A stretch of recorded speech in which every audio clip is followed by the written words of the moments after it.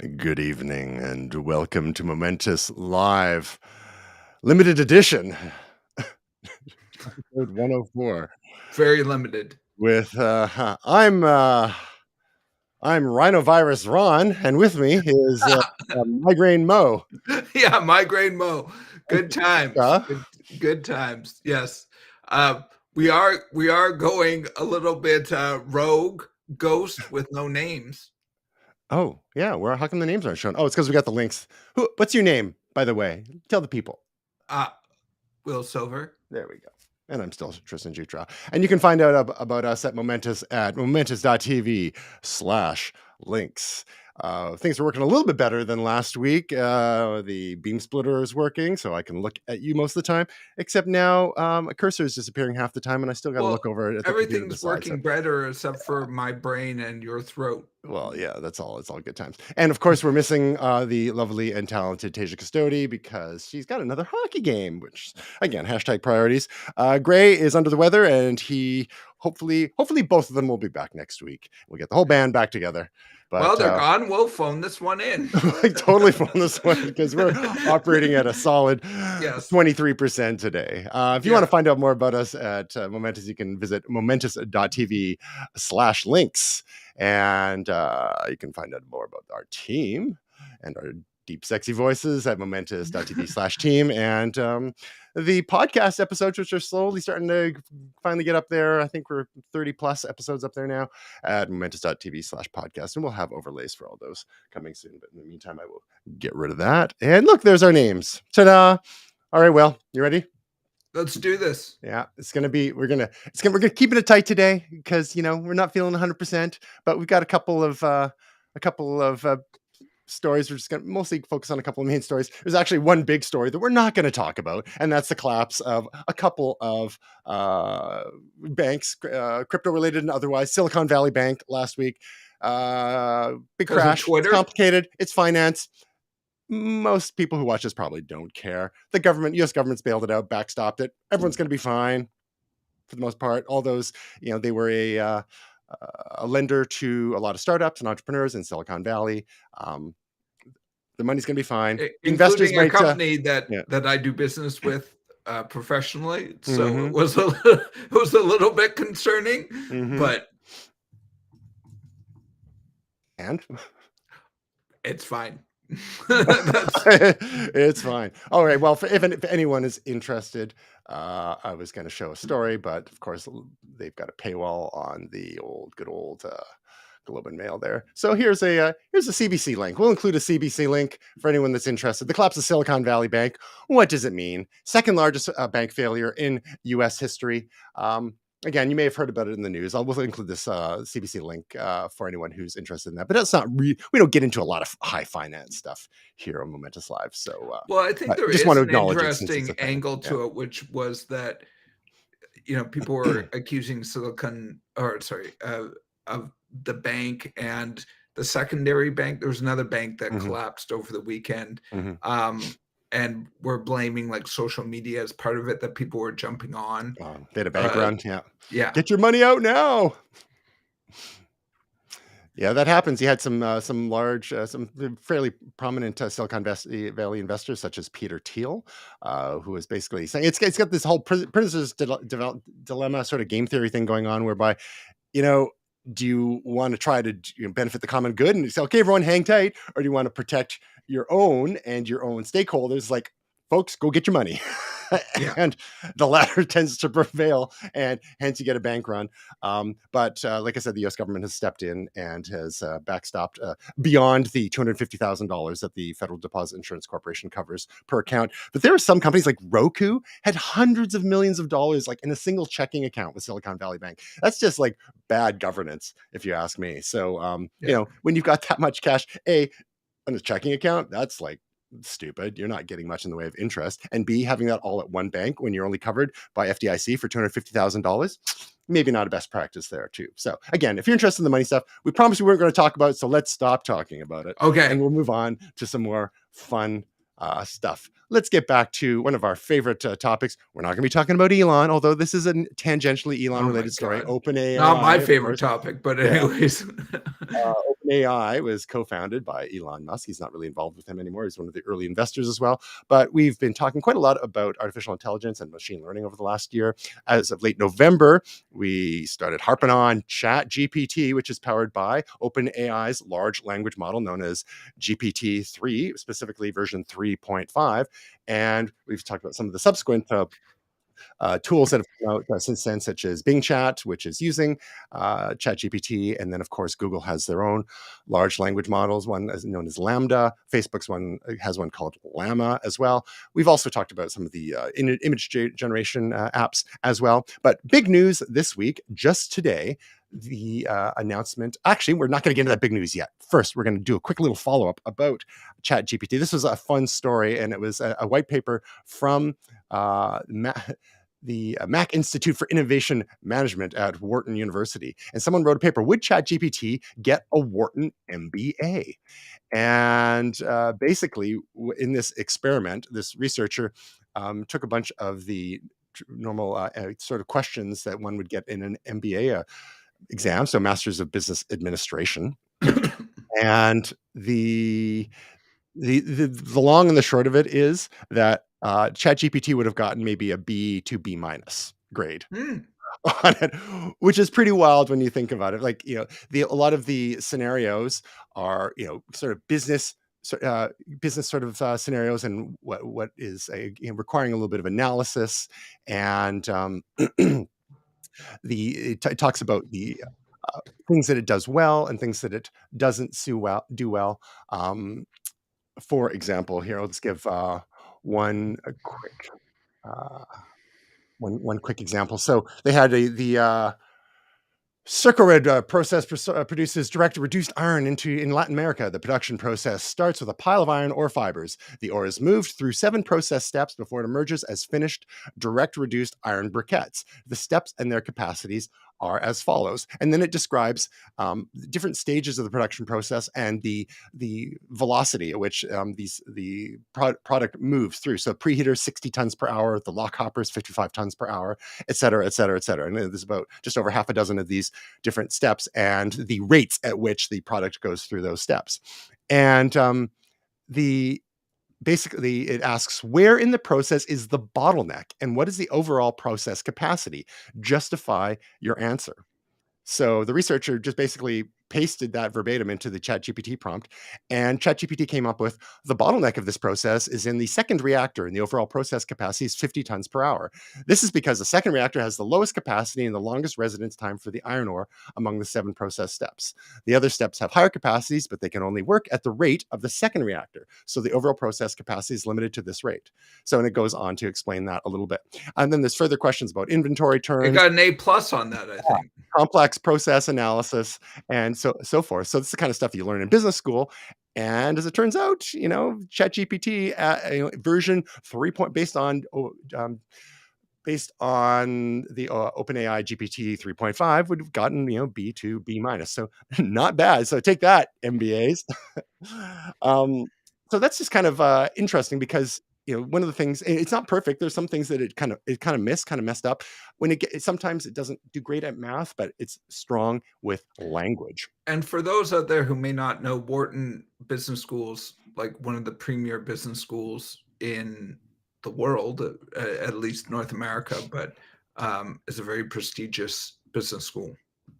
Exactly. So not only is ChatGPT getting an MBA, but it's going to get one at one of the world's most prestigious business schools. But again, that is just ChatGPT based on GPT 3.5. Well, the big news today, and we knew this was coming for a while now, is that version 4 of GPT. So GPT 4 has been released by OpenAI, and it is available for testing by some users to play around with it. And it is, of course, being touted as their OpenAI's most advanced system.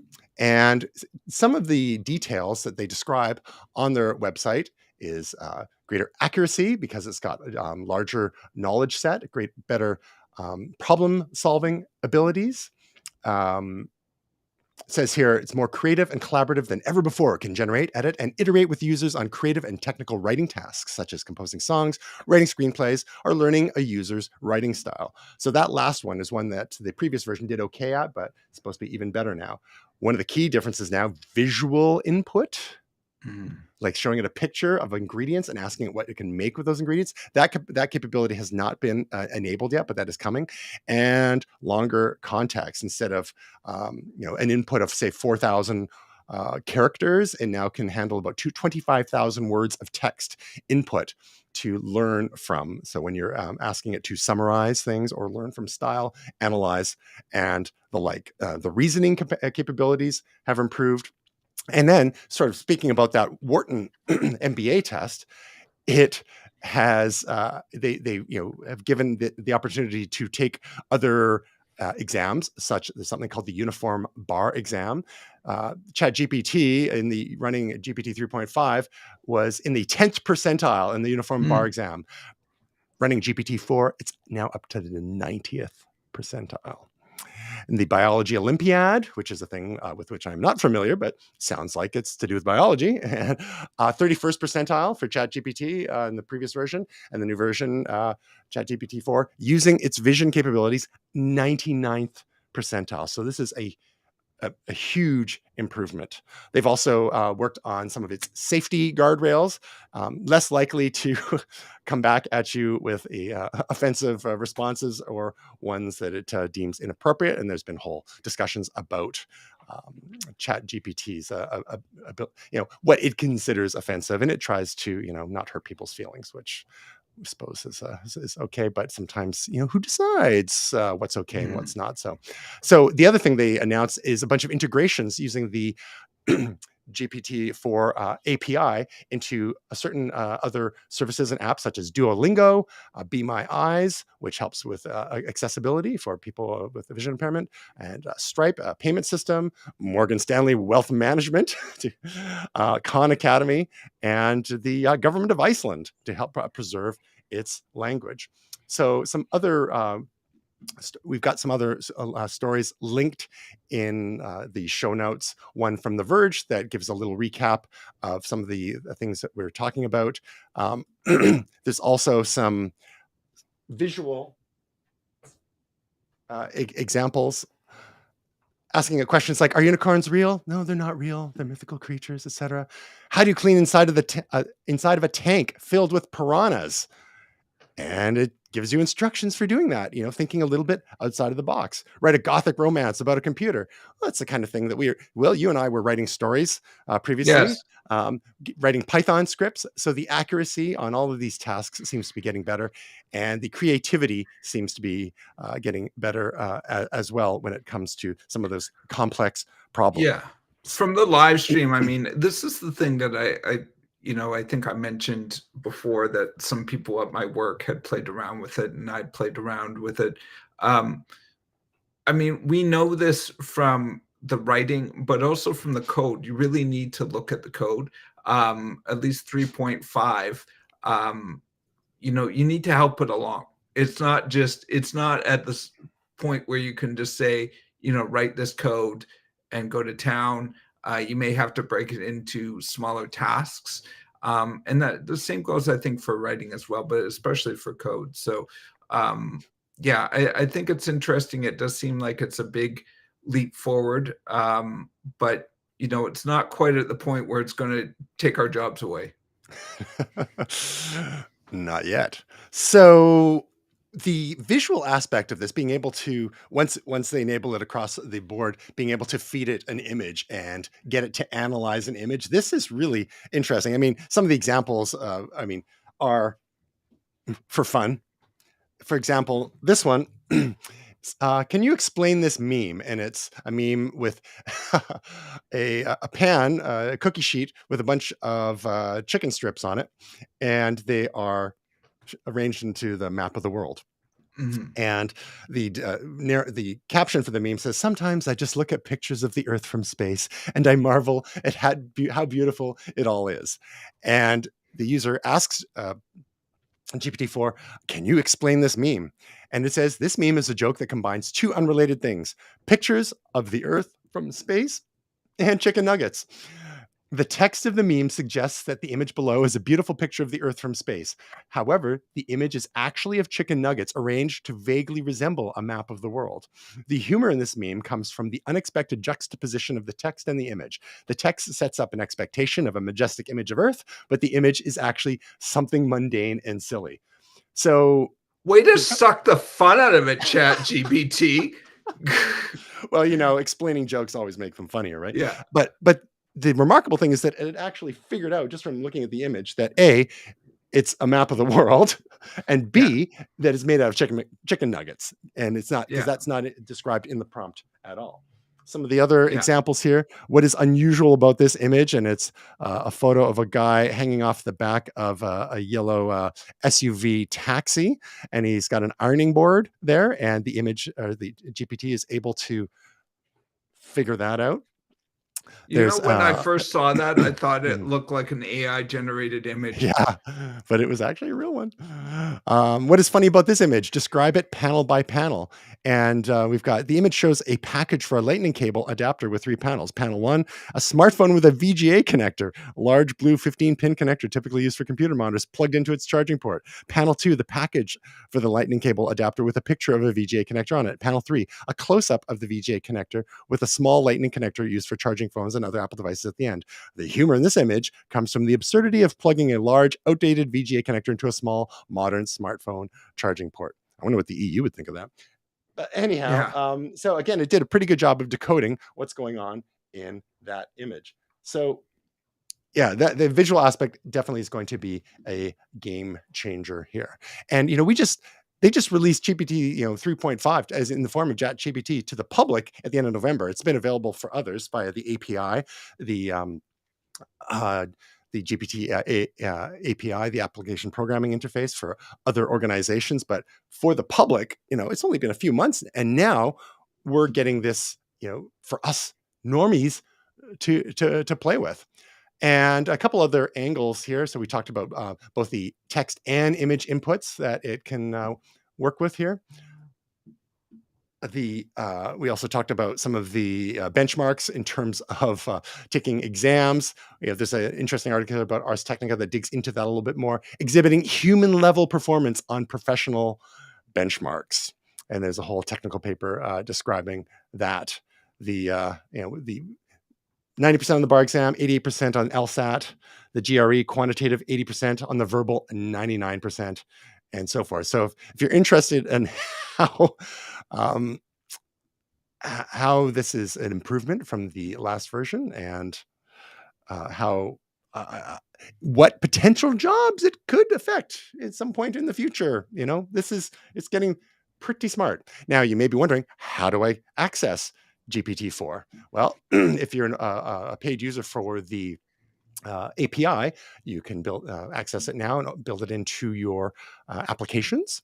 And if you are a ChatGPT user, if you subscribe to ChatGPT Plus for $20 a month, you have a limited demo of it available now, where I think it said you are limited to a certain number of queries I think it's 100 queries every 4 hours.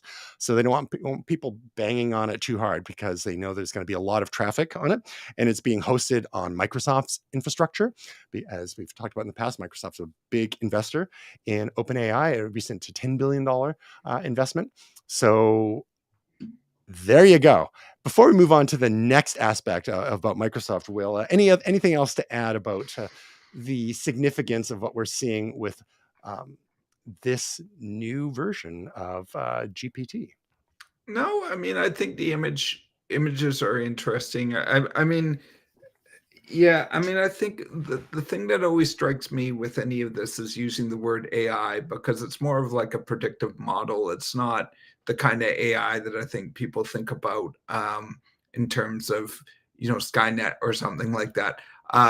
But just getting it smaller, smarter, and refining things.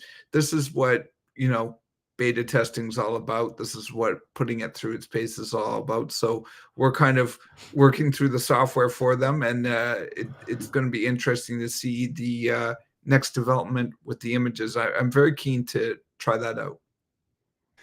So one of the other tools that has been part of this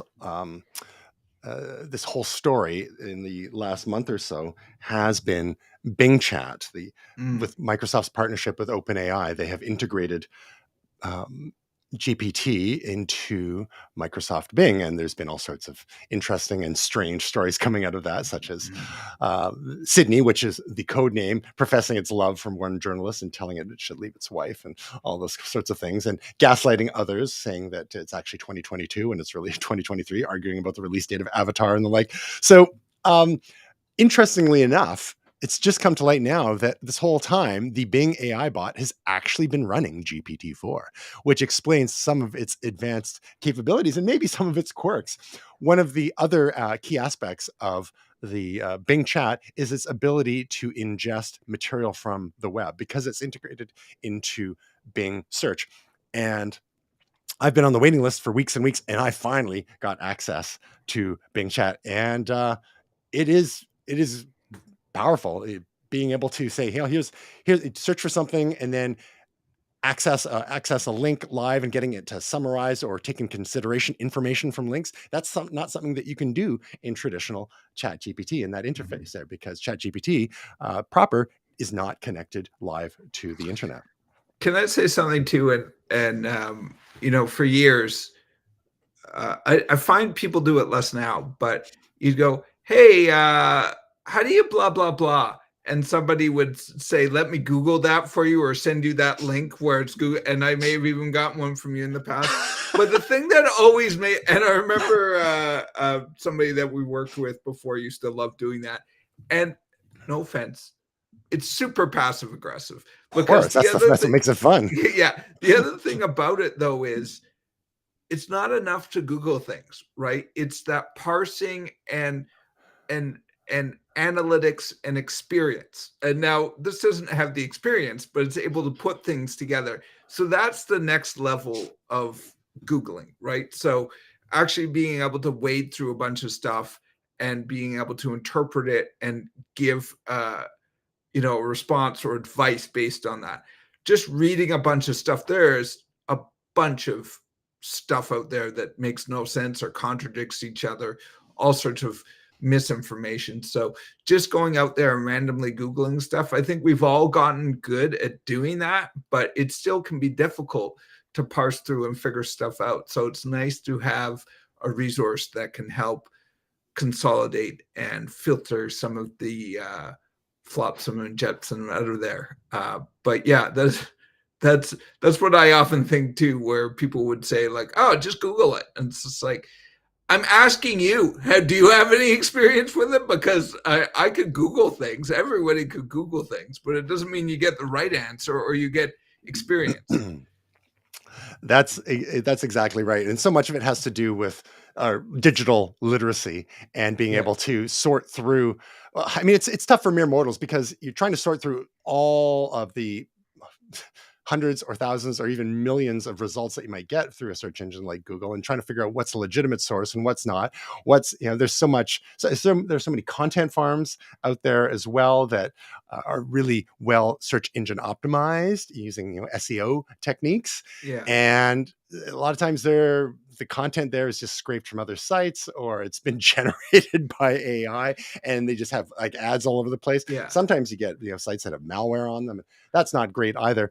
But over time, we tend to get better and better at discerning one sort of result did, for the other. And one of the game changers with this sort of tech, like Chat GPT or yeah, Bing Chat, is asking it a question instead of let me Google that for you. He's like, well, let me Chat GPT that for you, yeah, and getting an actual answer as opposed to just a list of blue links like we've been yeah, used to for the last couple of decades. The question is, how accurate is the answer we're getting it? How much faith are people putting in those answers? How much fact checking are people doing? yes. And the like. With great power comes great responsibility. Well, two things. First of all, a person at work said that they discovered about Chat GPT that it's wrong like 90% of the time.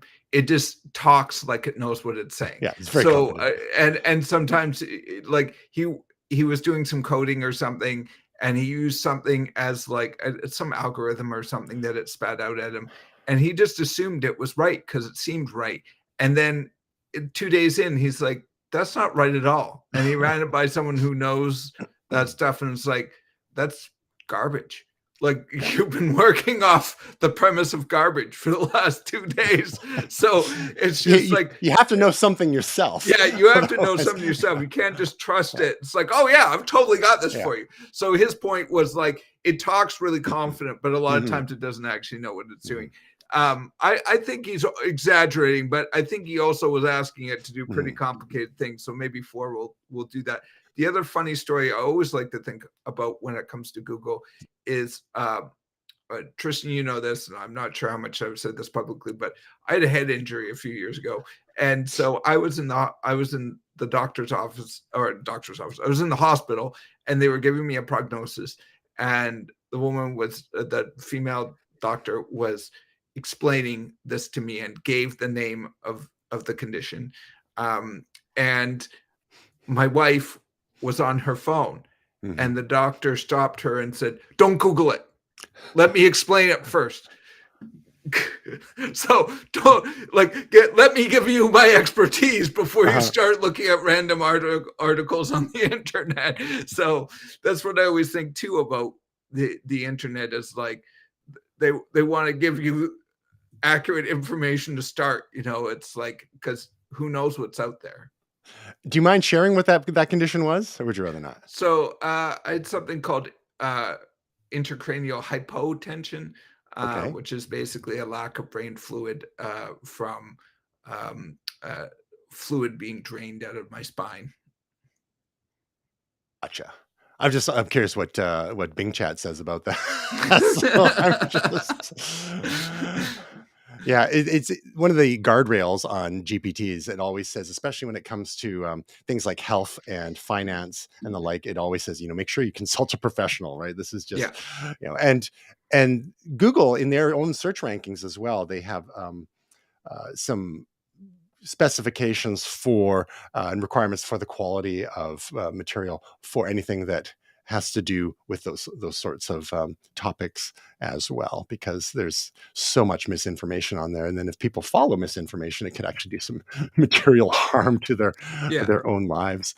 I'll just share with you a little glimpse into Bing Chat, which I have access to now. And I just, the thing I put in there was, how do I use ChatGPT? So of course it's got a bunch of links as usual, but at the very top, it actually has like an excerpt from Tom's guide. And this is the kind of thing that Google might do as well. But you'll notice that there's some additional chat prompts that you can just click right there and see what it tells you. If I click, what can you teach me more? Bloop. And chat mode is only available when you have access to. I do have access to the new Bing. What's it doing?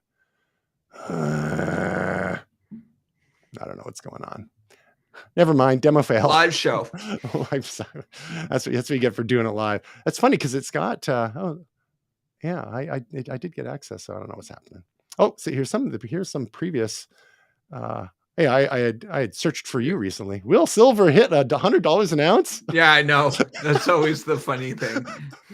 Oh, well, we'll have to fix that demo another time. Oh, it says ask me anything. Well, now it's working. Okay, so what is intracranial hypotension? It's not doing it. It's bad. So maybe exotic. Maybe they whatever. Okay, let's move on to the next part of the Microsoft story here.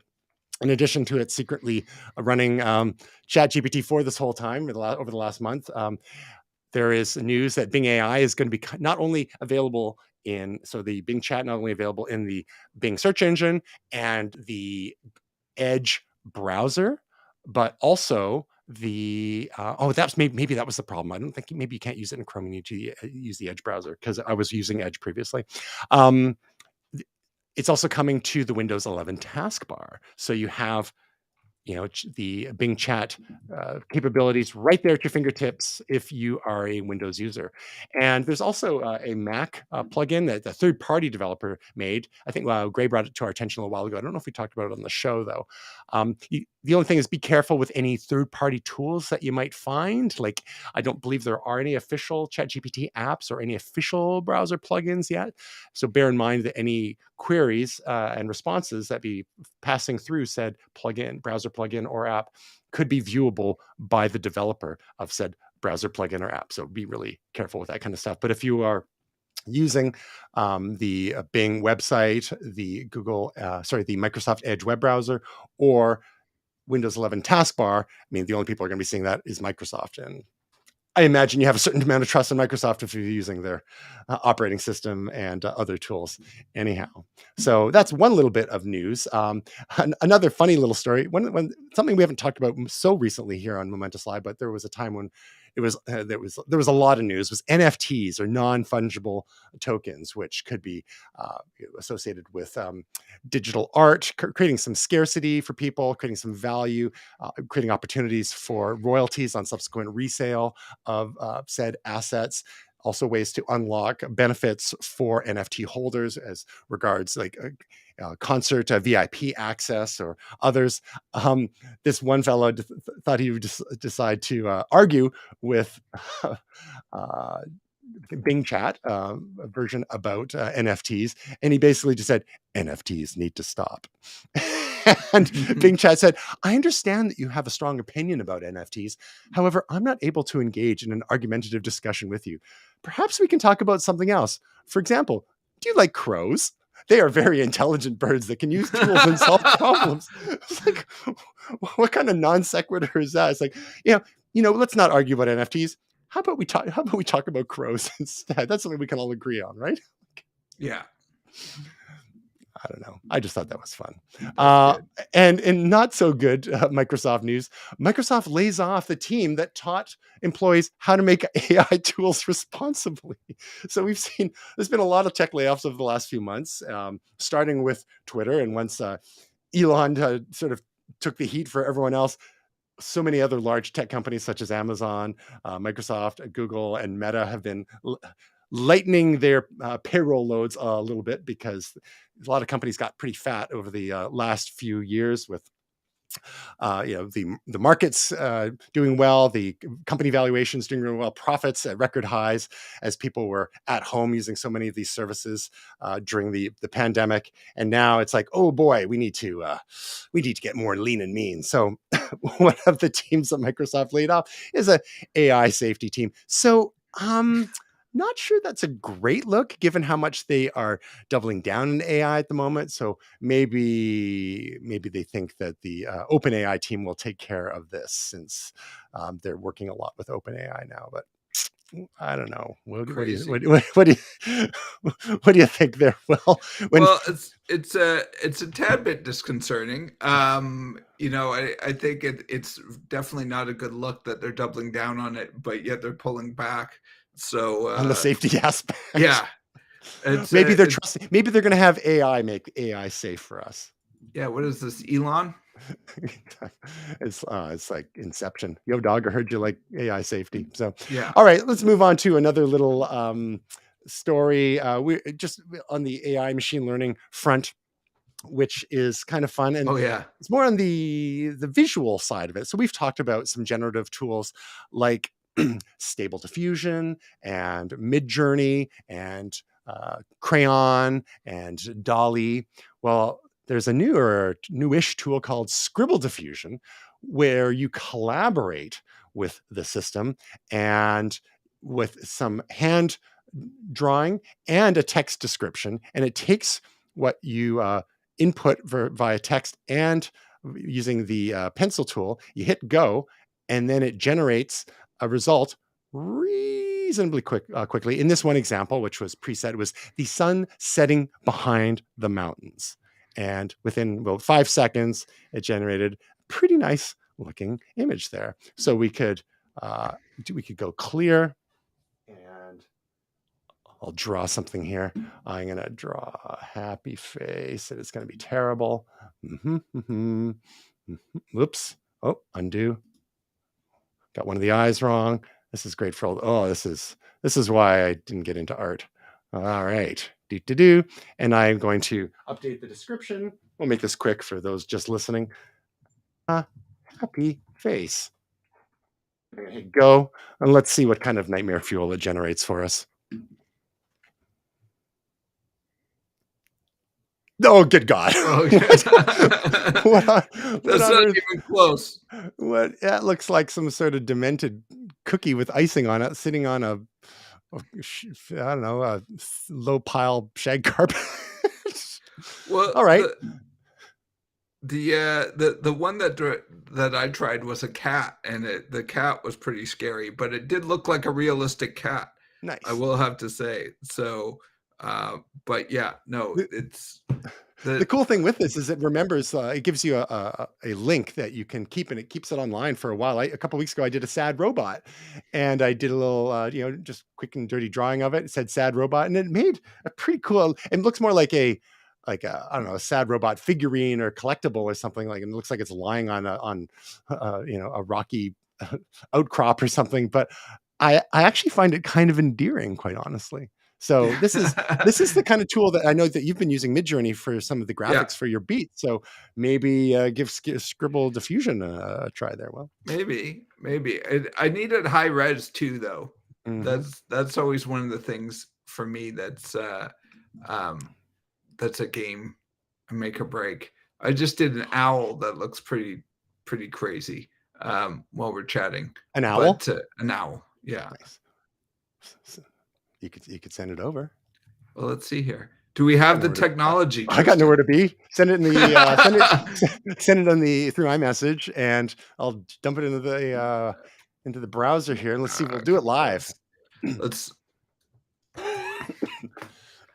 see here. Let's see if we can do it before. Talk amongst yourselves. Talk amongst yourselves.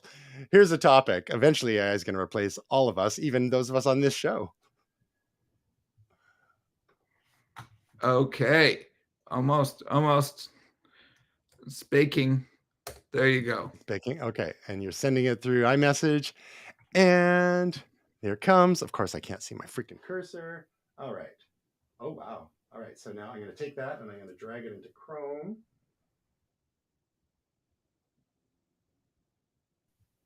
Oh, come on.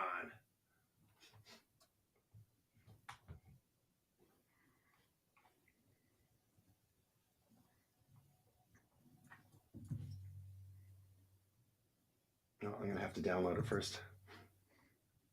This makes for great radio, eh? Yeah, it does. All right. So what was I thinking?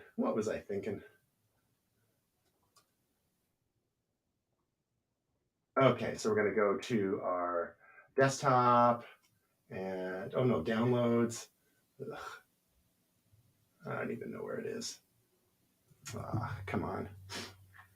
You know what? I think we should do it before, but we might need to cut bait on this. No worries. Because it didn't tell me where it downloaded it to. Your downloads? Well, yeah, but it's not showing up there. Okay. Downloads, previous 7 days, like it's not showing up in the downloads. Okay, I'm going to try one more thing. Please stand by for content. Okay, I got it. Nice. There we go. Hang on. Oh, man. Look at that owl. Just look at it.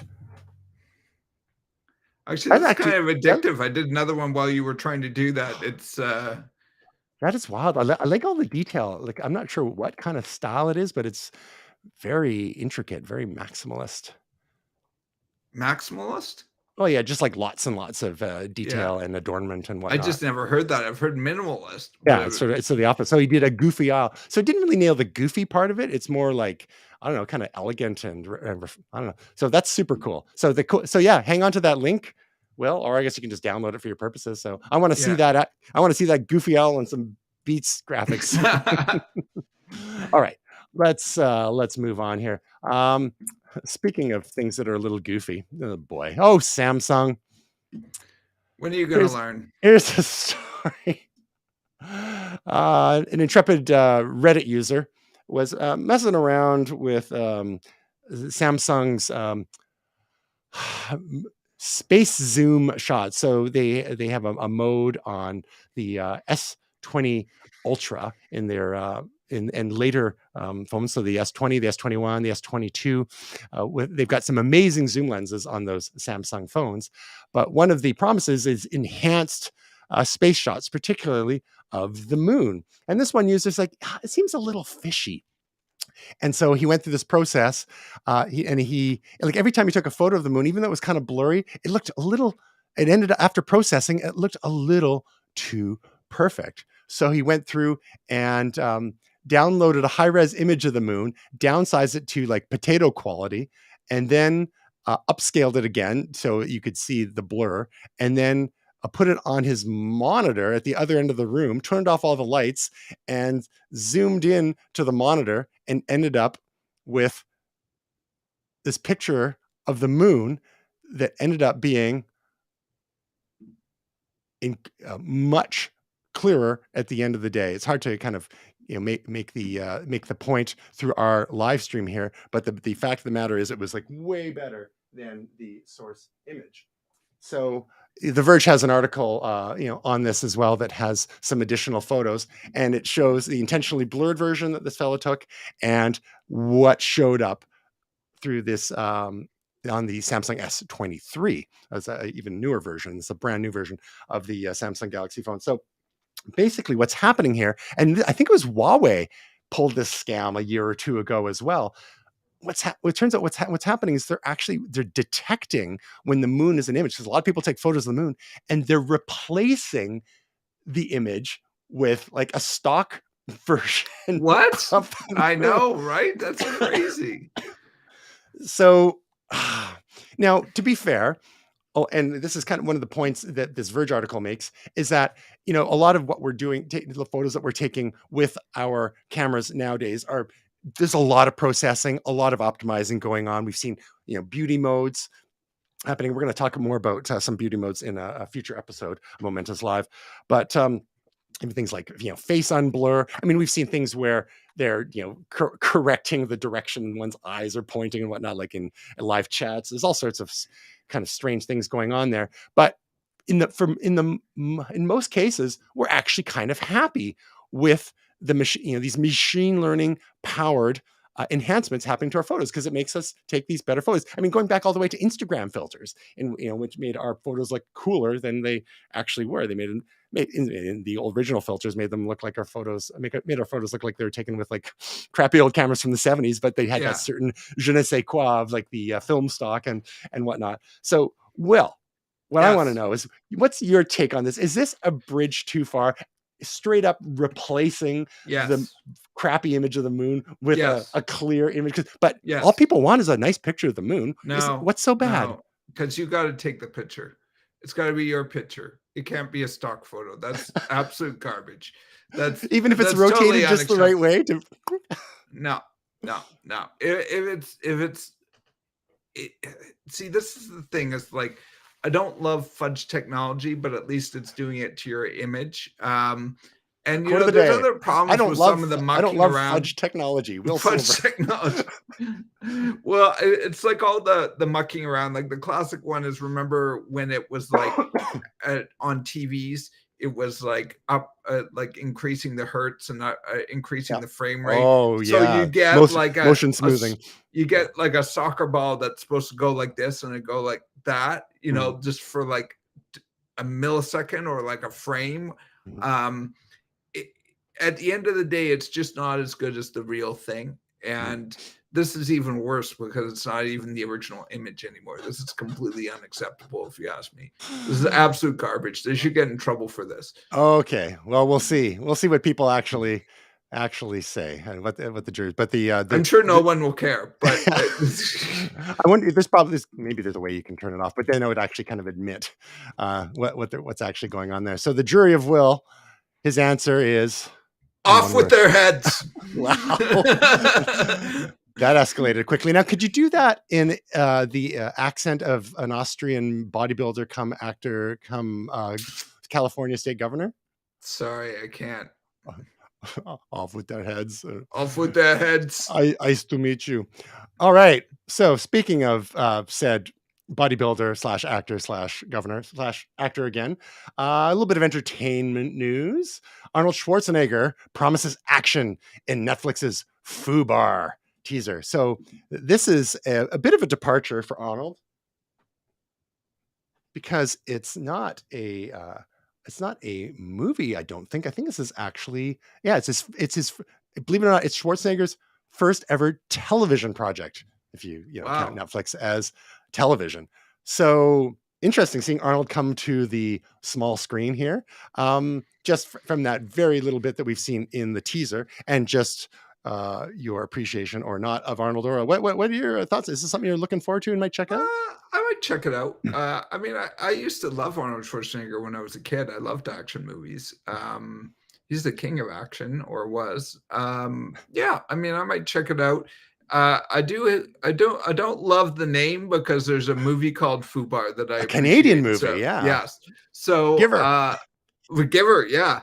But yeah, no, it was it's interesting. It's short though. You don't get too much of a sense of it from watching. Exactly. Yeah. So in the write-up, it says Schwarzenegger stars as a CIA operative. It follows his character as he foregoes his retirement and returns to the CIA after discovering a family secret. What looms ahead? Exhilarating action and hilarious hijinks, and the return of the action legend. So I wonder if we'll get a little bit of like True Lies energy here, or Last Yeah. Action Hero energy, which is maybe not that great. Do you know But I've never seen Last Action Hero? I mean, True Lies is one of his best movies, but I mhm, never saw mhm. Last Action Hero. We just saw it like a year or two ago, and it wasn't great. Wasn't terrible. I mean, it's an interesting concept. It was more of like I think it was like a PG-13, kind of more of a family sort of movie. Yeah. But it's better than a lot of crap out there, especially a lot of Netflix crap. So hopefully Netflix doesn't poop the bed on this one, because we want to preserve Arnold's legacy as best we Yeah. can here until such point as they decide to do another questionable Terminator release. Um, and speaking of True Lies, we had one of the co-stars of True Lies, Jamie Lee Curtis, won Best Actress at the Oscars just this past weekend for her Best Supporting Actress for her role in Everything Everywhere All at Once, which is a movie that we talked about last spring here in Momentous Live. So we were early on the Everything Everywhere All at Once train. You and I went to see that. So I think we weren't like the first people in the theaters, but it certainly was fairly early in its run when we went and saw it. I mean, I loved it. You loved it, I think. But like I never thought it would be this much of a success.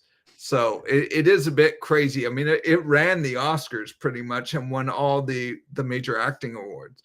So, or yeah, most of the major it acting awards. definitely won big at the Oscars. There was best actress, Michelle Yeoh, and best supporting actor. The fellow's name always escapes me, but he was Ke Hu Kwan, who was we all know and love from as when he was Short Round in was it Indiana Jones and the Temple of Doom. Yeah. Um, it was Jamie Lee Curtis's Best Supporting Actress, of course. Stephanie Hsu, she wasn't able to, she was competing against Jamie Lee Curtis for Best Supporting Actress as well, and so only one of them could win. I think with Jamie Lee Curtis, it was like one of those cases where it's a bit of an award for her career. That Yeah. sometimes you get that, I where thought she's she kind was pretty good in it, of, though. I mean, and she was really cast against type as well. yeah, yeah. I thought it was a good acting job, but in some ways, I kind of wanted Angela Bassett to win. Oh, from Um, Wakanda Forever. Yep, yep. yeah, Of course, this. but yeah, no, I thought she deserved it. I didn't think it was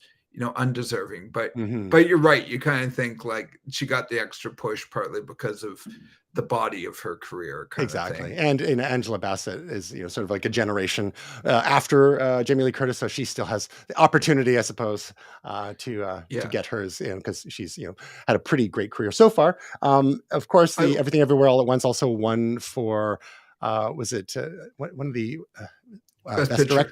best picture, best director, Yeah, and one of the screenplay awards too, perhaps. But not adapted because that was Sarah Polley, wasn't it? Right, right. So, of course, this article doesn't have. Anyway, great. So if you haven't seen Everything Everywhere All at Once yet, folks, I go check it out because I will say it's quirky. It's definitely another quirky. It's not for everyone, but it's. another one of my favorite Mhm. moments from the Oscars connected to that movie was Mhm. when they won Best Picture and Short Round and Indiana Jones got to hug on stage. Yeah, that was pretty cool. We saw some images going around online of that for sure. Yeah. Okay, so let's get to. Oh, I have to say we have a local. Some friends that have been doing Oscar parties for the last quarter century or so, and we always have we vote for who we think is going to win in each of the main categories there. And I got to say, I cleaned up this year, so Nice. That's what happens when you pay attention and you listen to lots of podcasts. Yeah. We officially have a no research rule, but you can't help it when you just absorb things from, watching and listening to great content on YouTube and, the podcasts, of course, like this one. So let's get to our picks of the week here. Let's do this. Starting with you there, Yeah, Ryan. I sometimes I struggled with picks of the week, and I feel like this week I had a few. This one was kind of left over from a couple weeks ago, but obviously, and note for future reference, let's not don't send me Disney Plus links because the video never ends up playing on the stream because they've got some weird DRM thing going on. Wow. But anyway, go on. What's your pick? Mandalorian season 3, which we're 2 weeks in. Where I guess the third episode is going to be tomorrow. I'm enjoying it. I know that some people are, the internet's going to internet, and some people aren't loving it. For me, it's always just good to be in the world of Star Wars and to watch well-produced content. And, whether you agree with this decision or that decision or the pacing, I think it's a really interesting story that they're beginning to tell, and just hold on. We're just at the beginning. So I think it's really interesting, and I really encourage people to watch it. It does seem one complaint that I've heard also is people worrying about all of this culminating, because they've talked about this culminating in some sort of show or cinematic event, and it being too focused around characters from the animated series. And and for people who haven't watched it, and what I will say, someone who's watched a lot of the animated shows, is I don't think you're missing anything, people. You're really not. They're introducing them into the live action. So, read a Wikipedia article on Ezra Bridger if you really want to know who he is. You don't need to watch 4 or 5 seasons of Rebels. Also, spoiler alert. I will also say that those characters are annoying. So Ezra Bridger is really annoying in the first, because they always need a kid character. I mean, because they're cartoons. Yeah. They're partly for kids, not for, old 30, 40 somethings to watch. So, it can be a slog. Don't feel that you need to watch 6 seasons of Clone Wars and 4 or 5 seasons of Rebels. I mean, as someone who hasn't watch those things, do you feel like you're missing out on much when Ahsoka's introduced into the Mandalorian or Boba Fett or what have you? And if you want to fill in some of the gaps, we can recommend some live streams and YouTube bits from friends of the show, Ged Smythe, who has Fabulous Flicks, and he does regular live streams with his buddy, I believe his name's Tyler, who's Rogue Leader, and he has a pretty Star Wars focused channel. So they tend to talk about a lot of the Star Wars stuff on Rogue Leader, and non-Star Wars stuff, including Last of Us, on Ged's channel as well. And we hope to get one or both of them on with us sometime in the near future. It's always a good chat when we do our entertainment extravaganzas. So to your point, Will, yeah, I've never watched any of the animated Star Wars stuff at all, Bad Batch or Clone Wars or any of that stuff. And you just have to make choices. There's only so many hours in the day and only so much TV you can watch. But I'm pretty committed to all the live action stuff, be it the movies and the TV series. I think one of the things that but do you feel that you're missing out on anything? Nah, no, I get it. Like just watch Ged and Rogue Leader and fill in the gaps, or talk to someone like you. You are great to fill that in too. And I think it shouldn't have to rely on that, like to make stuff that's accessible. Yes. And this applies to the Star Trek stuff as well. Like the story should be good enough, and they shouldn't rely overly on things that have built up in the past. I mean, it's great if there's some fan service there and it's some extra little Easter eggs for fans, but you should, like, key story beats shouldn't rely on something that from an episode of Clone Wars season 3 when something happened with 2 characters that people might not know from the movies or the other shows. I think one of the things that Mandalorian season 3 is suffering a little bit from is by comparison to Andor, because we really got spoiled with that and with our real grown-up Star Wars series, and we've been been been pumping that since before it came out, and it really delivered. And Yeah. now it's like, oh, now we're watching like a more of a PG-13 kind of family show again. It's still good. Mandalorian's still good, but Yeah. the Grogu thing and some of the other characters, you get the Jawas and some of the robots and whatnot. It's like, okay, we're back in this world. It's a little bit of an adjustment because Andor is pretty dark and gritty and grown up, Yeah. and there's a lot of like dark stuff happening. What there. have you given up? Everything. But also talk about slow burn.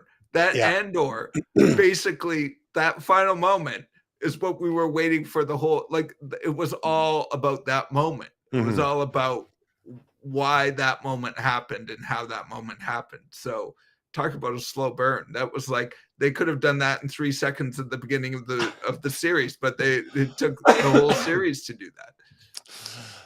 But then we wouldn't have been able to enjoy the ride. Then we wouldn't have we would have missed out on institutionalized labor. Is that what we're calling it now? Yeah. All right. Prisoners with jobs, I think is what we call it. All right. We said we were going to keep this tight, so we've already failed on that promise. But let's wrap this up. Speaking of Oscars, this was a surprising Oscar shutout, but my pick of the week is Tar, starring Cate Blanchett. This was not available on any streaming services when I watched it on the, was it on Friday maybe?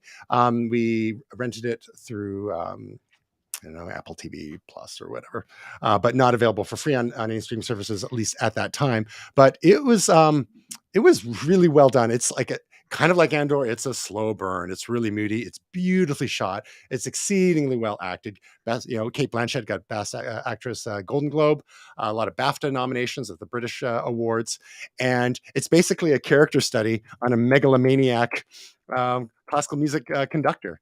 And there's a little bit of a dark angle to it. A former protege / love interest who had taken their own life, and then the ripple effects through this person's career and things that happen there. So if you like, it's got some music, of course. If you like beautiful cinematography, you like Cate Blanchett as an actor, definitely worth checking out. But it's not going to be like your Star Wars or your Marvel action movie by any stretch. But some of the one of the most amazing things about it was like the exceedingly long takes, and not just like, oh, it's Birdman and we're following some action around forever and ever. It's like long takes where you've got an immense amount of dialogue happening, often being delivered by Cate Blanchett, and just being able to commit that stuff to memory and deliver it as that character. There's one thing that just flashed up on the screen was the opening scene where she's being interviewed by a journalist, and it's like you believe that it's this person. She's incredibly rehearsed as a character, and at first you're like, oh, this feels maybe like a little put on, but that's kind of like the whole point. Is this is a character who has really curated their own persona. And we've, in the courses that I've taught online, and now you've touched on this a little bit too in some of your courses, Will, talking about, personal online identity and personal branding and whatnot. And so this is someone who has a very specific persona and is cultivated a certain way. And then when the bad news starts to come out, it's the online part that kind of takes it down. There's a little bit of the, some people think, oh, is this a movie about cancel culture? I mean, that's a kind of part of it, but this is a case where this person really kind of brought it upon themselves. But well done. If you want like slightly dark drama, character study, amazing acting job, beautiful cinematography, that's Tar, starring Cate Blanchett. And if you don't want to pay $6.99 to rent it through one of your services like Apple TV Plus or the other ones, just maybe wait another month or two and it'll come out on streaming. And not even a sound from Will. All right. And then our projects, letting it breathe. Well, good. Just like the rest in the, in a movement of music. Yes. And then last but not least, the only projects we got no beats from you this week, Will, but the lovely and talented Tasia Custodi has delivered once again, and she's got a video for us. She's the queen of Google. New Google Sheets timeline view how to use timeline view in Google Sheets. Speaking of search engine optimization, she's got that on point with her YouTube video titles. So if you are a user of things like Google Docs and Google Sheets and whatnot, Google Sheets is basically the Google version of Microsoft Excel, so spreadsheets in the cloud. There is a timeline view, which I have to confess I am not familiar with whatsoever. And apparently, this is a new feature that Tasia digs into in her latest video. So you can check out her work at youtube.com/Tasia Custodi, or her own website at tasiacustodi.com. And of course, you can find out about us if you want to follow all our socials at momentous.tv/links. And that's it. We did it, Will. Just you and me. Woohoo! Just the two of us. All right. We'll make a date for some karaoke. Sounds good. Well, thank you so much. And thank you to everyone out there watching. And next week, we hope to get the whole band back together. Until then, we hope your week is truly momentous.